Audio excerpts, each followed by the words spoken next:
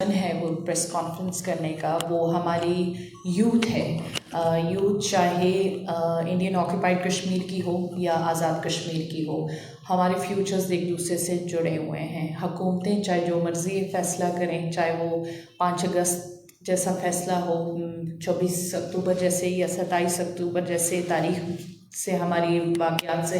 تاریخ بھری بھری ہو، مگر میں یہ سمجھتی ہوں اور اس ہوپ کے ساتھ ہمیشہ چلتی ہوں کہ ایک دن ایسا ضرور آئے گا جب ہمیں رائٹ ٹو سیلف ڈٹرمنیشن کا حق ضرور ملے گا. کیونکہ جب ایک چیز یونائٹڈ نیشنز کے چارٹر ایجنڈا میں ہے تو ہماری ضرورت ہے کہ ہم اس آواز کو کبھی بھی اپنے دماغ سے، اپنے سلیبس سے، اپنی تاریخ سے، اپنے پریزنٹ سے، اپنے پاس سے نکلنے نہ دیں. کیونکہ جب جن قوموں نے شاید آواز اپنے لیے اٹھانی اور مدھم کرنی بند کر دی، اور شاید اگر 1000 کے اندر ایک بندہ بھی اس آواز کو سمجھتا ہے تو وہی آپ کی کامیابی ہونی چاہیے، نہ کہ آپ یہ سوچیں کہ آپ کے ساتھ ایک بہت بڑا مجمع کھڑا ہوگا اور اس آواز کو اٹھائے گا.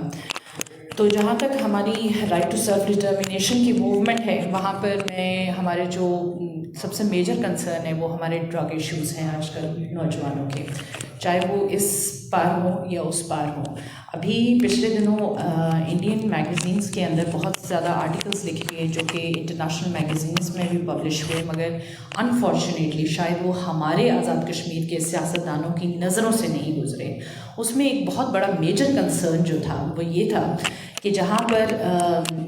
انڈین گورنمنٹ کی ہی بہت سارے اداروں نے ریسرچ کی مقبوضہ کشمیر کے اندر، اور ان کو پتہ چلا کہ جو تعداد 3 سال پہلے 66,000 ہیروئن کے مریضوں کی ایڈکٹس کی تھی اور ریہیبلیٹیشن سینٹرز میں جن کو لے کر آیا جاتا تھا، وہی تعداد جو تھی وہ 1500 گنا فیصد زیادہ ہو گئی. آج انڈین ایک آرگنائزیشن جو کہ اسٹینڈنگ کمیٹی پارلیمنٹ میں بھی انہوں نے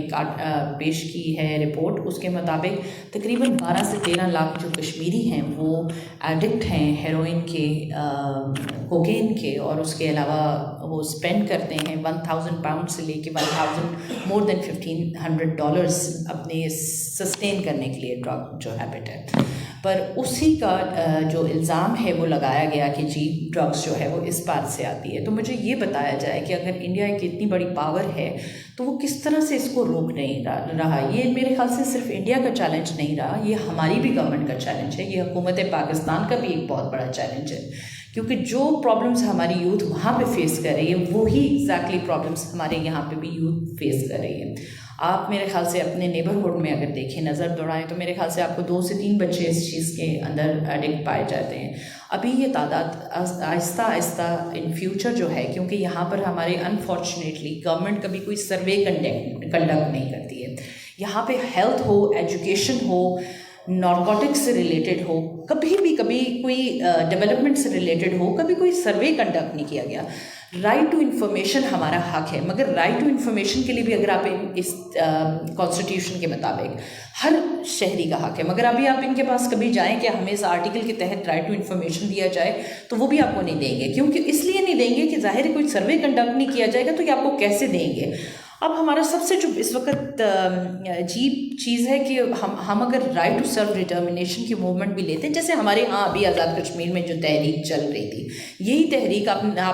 ہم نے تو ایز اے سول سوسائٹی شروع کی، مگر وہاں پہ کیونکہ فریڈم آف اسپیچ اور ایکسپریشن نہیں تھا، اور برہان وانی کے واقعے کے بعد جیسے وہاں پہ یوتھ نکلی ہے، تو اسپیشلی جو ان کے ریزسٹنس ایریا ہیں، شوپیاں، پلوامہ، ڈاؤن ٹاؤن سری نگر، بارامولہ کے بہت سارے علاقے، وہاں پہ انڈیوس ڈیلیبریٹلی جو تھا وہ کیا گیا نارکوٹکس کو، تاکہ جو یوتھ ہے وہ اس اپنی موومنٹ سے ہٹ کے اس چیز میں انگیج ہو جائے. اور سب سے ایزیسٹ وے جو ہمارے دشمن ہیں، میں سمجھتی ہوں، چاہے وہ حکومتیں ہیں، چاہے وہ لوگ ہیں، چاہے وہ پیسہ بنانے والا وہ ٹریڈر ہے، اس نے ہماری یوتھ کو ٹارگٹ کیا. اور آج ہماری یوتھ کی آواز آپ کو نہ تو سنائی دے گی، نہ وہ والا جذبہ رہا ہے. میں وہی کنسرن اپنی یوتھ کے لیے آج شو کرنا چاہتی ہوں. اگر ہماری کسی قسم کی کوئی ریزسٹنس موومنٹ یہاں پر بھی چلتی ہے جو کہ ایک سول سوسائٹی کی ہوتی ہے، اپنے حقوق سے کے لیے ہوتی ہے، مگر ان حقوق کے لیے بھی جب آواز اٹھائی جاتی ہے تو ان کو ان فیوچر اس چیز کا سامنا کرنا پڑ سکتا ہے. تو اس کے لیے میں گورنمنٹ سے، جو ہماری گورنمنٹ آف آزاد جموں کشمیر ہے، جس کو ایک رول ماڈل ہونا چاہیے تھا ڈیولپمنٹ کے حساب سے جس کو ایک پورے ایشیا کے اندر میرا خیال ہے کہ اگر ہم کہیں کہ کوئی ڈسپیوٹڈ ٹیریٹوری ہے تو وہ جموں اینڈ کشمیر ہے. پر انڈین جموں اینڈ کشمیر میں freedom of speech expression assembly نہ ہونے کی وجہ سے ان کے چیلنجز ہم سے کہیں زیادہ ہیں. پر ہم کلیم کرتے ہیں کہ ہم ایک آزاد ریاست میں اگر رہتے ہیں. ٹھیک ہے ہمارے کانسٹیٹیوشن میں armed force power safety act جیسا کالا قانون نہیں ہے which gives impunity to their security forces to kill anybody anywhere anytime. پر ہمارے پاس اگر